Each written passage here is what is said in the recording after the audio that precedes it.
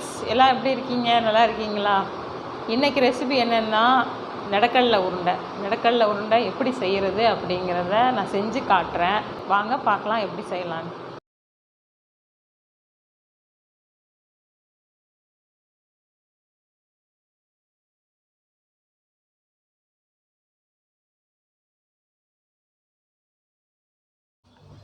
இப்போது நெடக்கடலை எடுத்திருக்கோம். இதை லைட்டாக வறுத்தரலாம். அதாவது மேலே உள்ள தோல் உரிகிற அளவில் நம்ம லைட்டாக வறுத்தா போதும். இந்த மாதிரி இந்த பார்த்திங்கள்ல, அதை கையில் வச்சுட்டு இப்படி பிசைஞ்சு விட்டோம்னா அந்த இதெல்லாம் வந்துடும், தோலெல்லாம் மேல் தோல். அப்புறம் வெல்லம் எடுத்துக்கணும். வெல்லத்தை சின்ன சின்னதாக இந்த மாதிரி கட் பண்ணி வச்சுக்கிடுவோம். வெல்லத்தை விட கருப்பட்டின்னு சொல்லுவாங்க இல்லையா, அந்த கருப்பட்டி போட்டு நம்ம நெடக்கடலை உருண்டை இடித்தோன்னா அவ்வளோ ருசியும் அவ்வளோ சத்தாக இருக்கும். இப்போ இந்த தோலை நம்ம அப்படியே வச்சு பிசைஞ்சு எடுத்துடலாம்.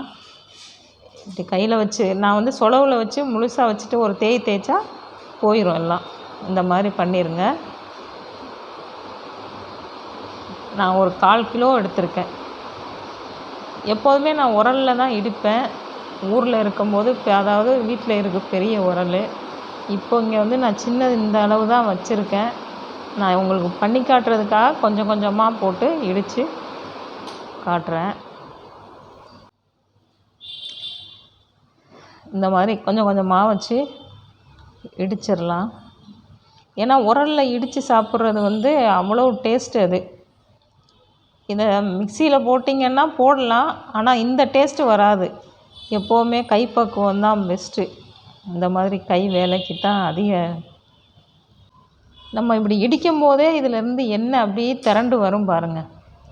இப்போ நம்ம வெல்லத்தை சேர்த்துக்கலாம். இது கருப்பட்டி தான் நல்லாயிருக்கும். கருப்பட்டி கிடைக்கல, அதனால் இதுக்கு நாங்கள் மண்டை வெல்லம்னு சொல்லுவோம். மண்டை வெல்லம் தான் இருக்குது, அதனால் இதை போடுறேன். கருப்பட்டி இருந்துச்சுன்னா நீங்கள் கருப்பட்டியை போட்டு இடிங்க. அவ்வளோ ருசி இருக்கும். சின்ன பிள்ளைங்க பசங்களுக்கெலாம் இது ரொம்ப நல்லது. இப்போ இடித்தாச்சு, நல்லா எண்ணெயும் திரண்டு வந்துருச்சு. இப்போ நம்ம உருண்டையாக உருட்டிடலாம். பாருங்கள், ஒரு பாத்திரத்தில் எடுத்து வச்சிடலாம். கையை பாருங்கள், கையிலேயே அவ்வளோ எண்ணெய் வருது. இந்த மாதிரி நல்லா ஒரு உருண்டையாக உருட்டி வச்சுருங்க. சரி, அவ்வளோதான். இதுதான் நெடக்கடலை உருண்டை. நெடக்கடலை நல்ல சத்தான பொருள் தான். நீங்களும் ஒரு முறை ட்ரை பண்ணுங்கள். கருப்பட்டி போட்டு ட்ரை பண்ணுங்கள்.